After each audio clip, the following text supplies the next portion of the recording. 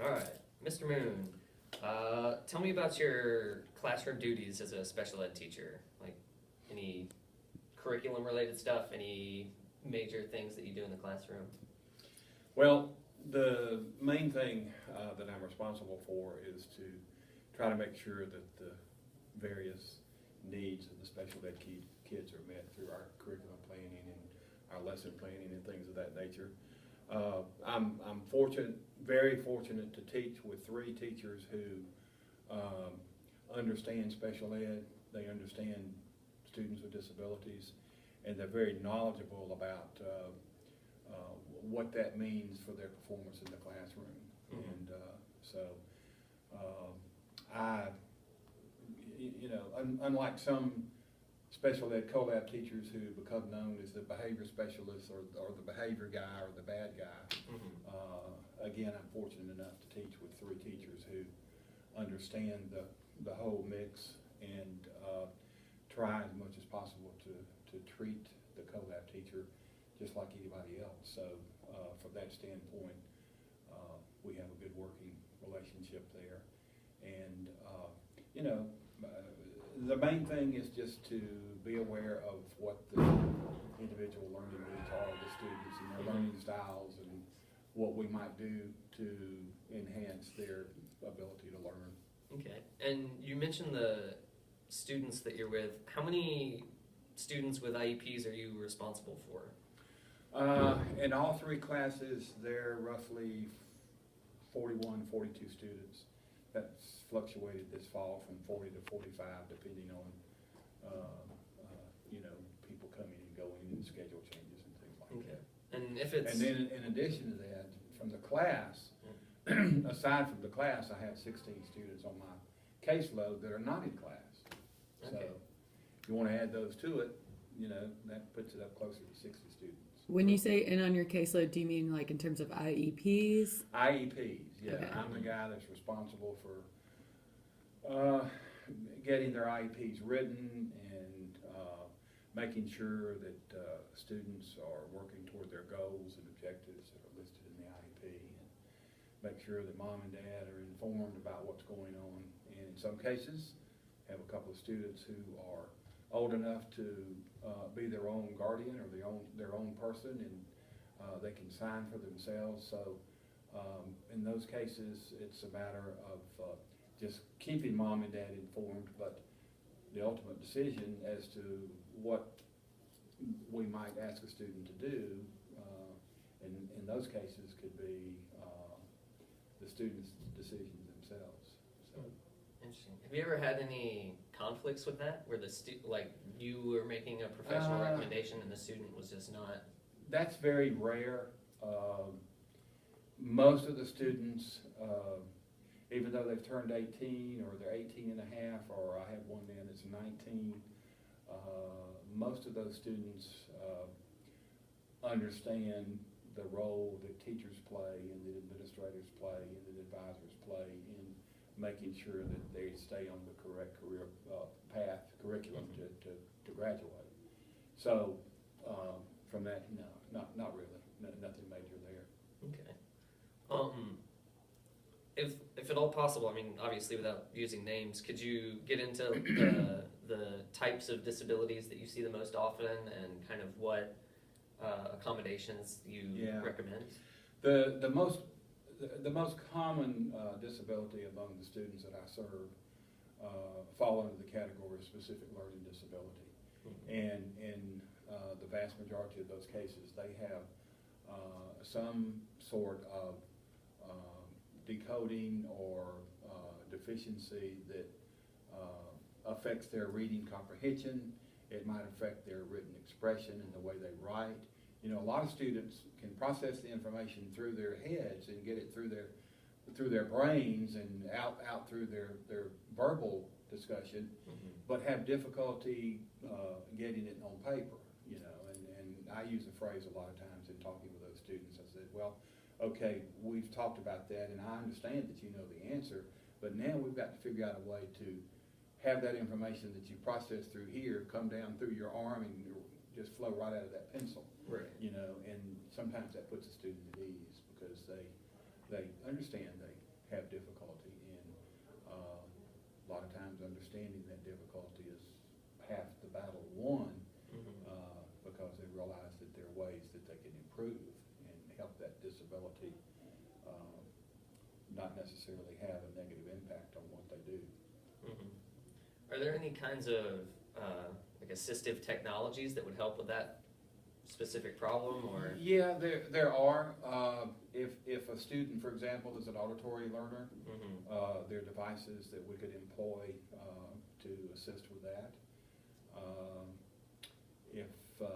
If the student has difficulty with written expression and they have poor writing habits or poor manuscript appearance, we can assist with netbooks. I've got a couple of students doing netbooks, but that's about the extent of the technology that I've had to use with my kids. Okay. This is my 9th year at Cedar, and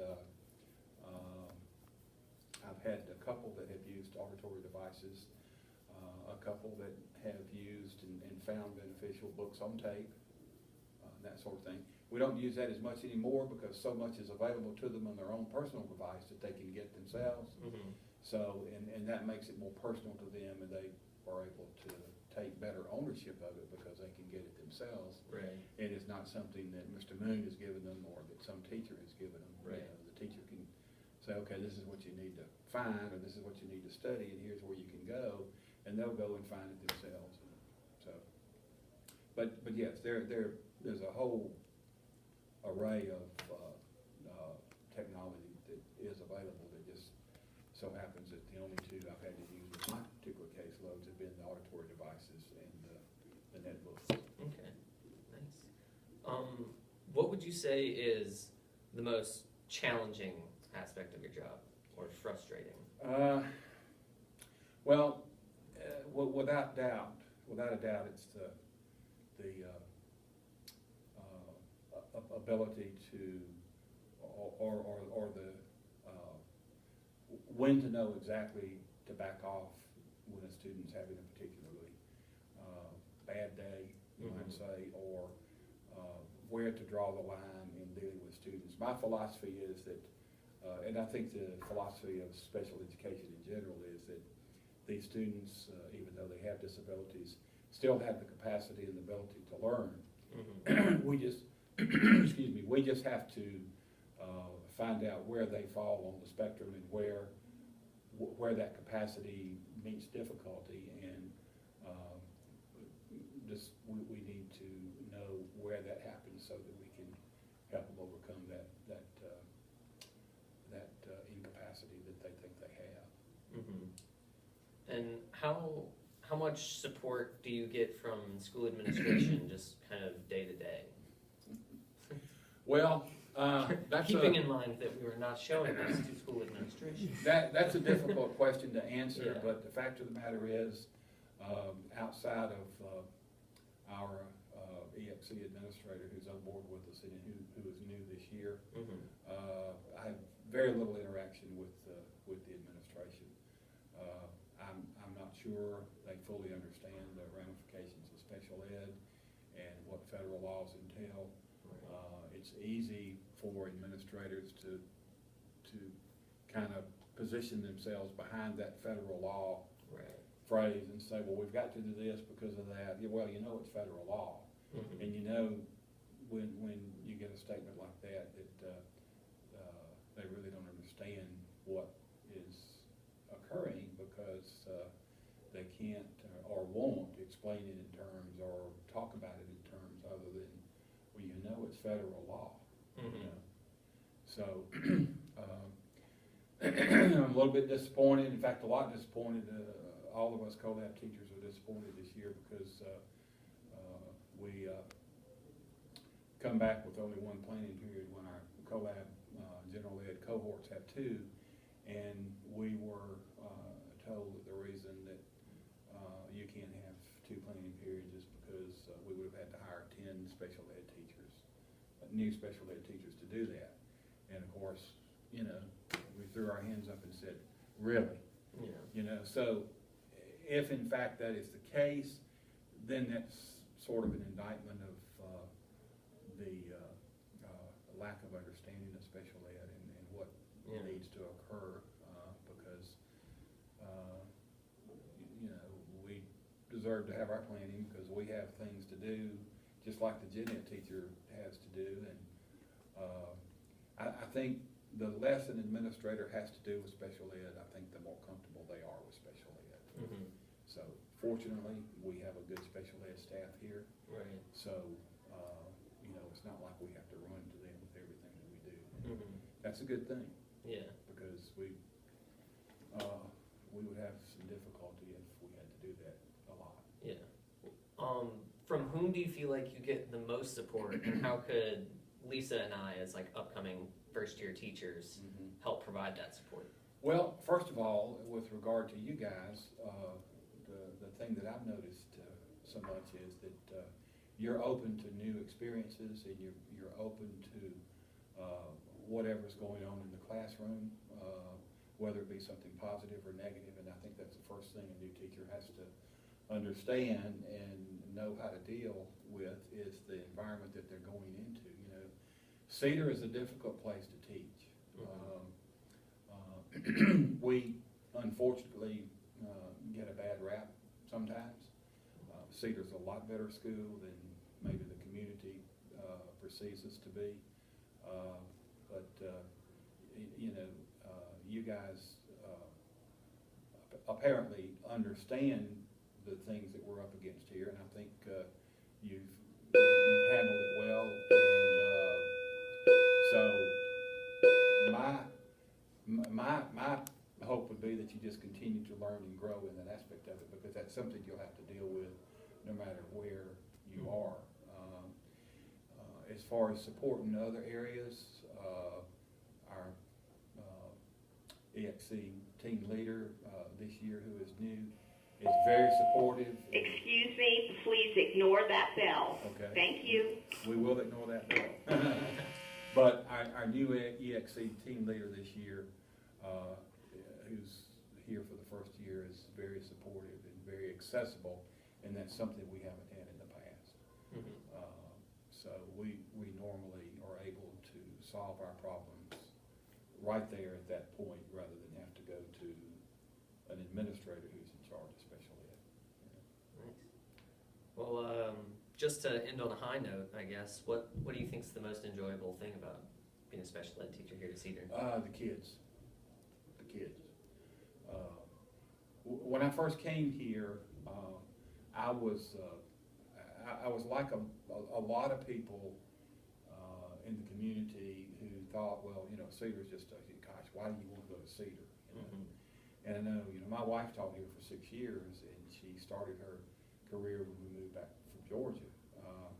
She taught in Jackson County for a couple of years, and when she accepted the job here to get back into the high school program, which she had done for so many years, the first things her friends there in Jackson County said was, well, we'll pray for you, you know. Because that's the kind of reputation that Cedar had. Yeah. And, you know, the thing that I learned very early on is that once you begin to learn about family situations, especially with kids you work with in special ed, and in particular your caseload students who you begin to know everything about, sometimes too much, when you see the difficulty, the backgrounds and the difficulties that these kids have had, you begin to understand why some of them act like they do, and some of them talk like they do, and you learn how to accept that as part of the culture, and you begin thinking of ways to try to change that culture. Mm-hmm. And in my case, of course, since I'm a little older than most people here, in fact, a good bit older, you know, it's been difficult to bring my philosophy in and impose that on the kids. But I've been able to do that, especially with kids on my caseload that I've gotten able to spend more time with and know. It's difficult to do that in the classroom sometimes, because, you know, you're just there for a class each day, and you see them, they're gone and whatever. Right. But, you know, Cedar's not too bad a place, really. I mean, it's, but my main interest here, and what keeps me coming back is the kids that I work with and have worked with. And even now, having only been here 9 years, and seeing some of these kids in the community being successful and doing things that maybe they didn't think they could do before I got here. Not that I had anything to do with it, but just to be a part of the process and helping them get through all of their problems. So, Yeah. you know. All right. Well, thank you so much. Thank you for your time. You're welcome.